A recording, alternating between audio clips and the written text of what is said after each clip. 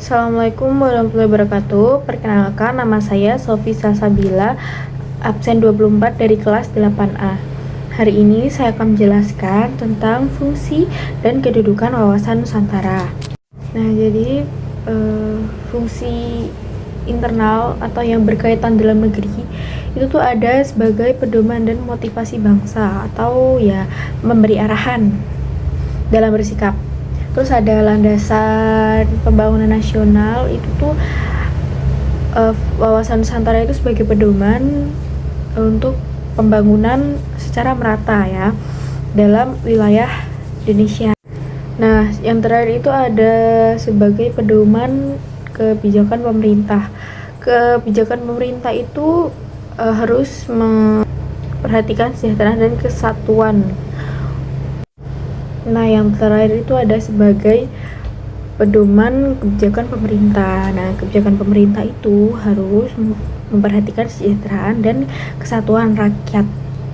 Nah, yang kedua itu ada fungsi eksternal atau berkaitan dengan luar negeri. Itu yang pertama itu ada menjaga kepentingan nasional di dunia internasional. Indonesia itu memperjuangkan kepentingan sendiri tapi nggak mengabaikan kepentingan dari bangsa lain. Nah, yang kedua itu ada menjaga ketahanan nasional dalam bidang politik, ekonomi, sosial, dan pertahanan keamanan. Nah, itu tuh sikap bangsa Indonesia dalam menghadapi pengaruh global tetapi tetap berlandaskan jati diri nasional. Terus yang ketiga itu ada mewujudkan perdamaian dan keadilan internasional, atau Indonesia itu berperan aktif dalam menciptakan perdamaian dunia dan tataan internasional yang adil. Nah, terus ada fungsi utama.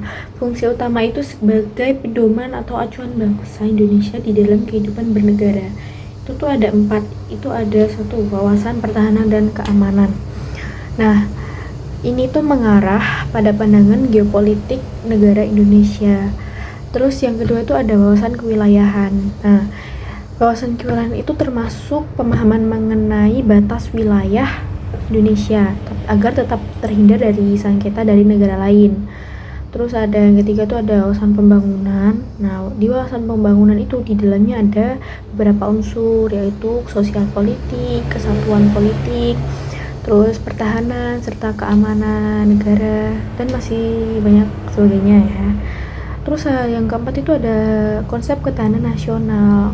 Konsep ini yang memegang peranan penting dalam perencanaan pembangunan kewilayahan serta keamanan nasional atau pertahanan keamanan nasional. Nah, yang terakhir adalah kedudukan wawasan Nusantara.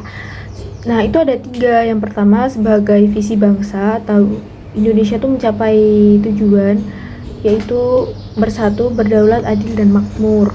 Terus yang kedua itu sebagai dasar negara atau semua kebijakan itu harus berlandaskan Pancasila atau sesuai dengan nilai-nilai Pancasila.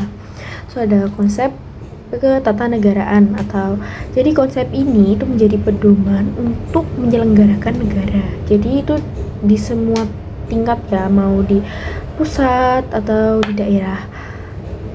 Sekian dari saya, mohon maaf bila ada kesalahan penjelasan.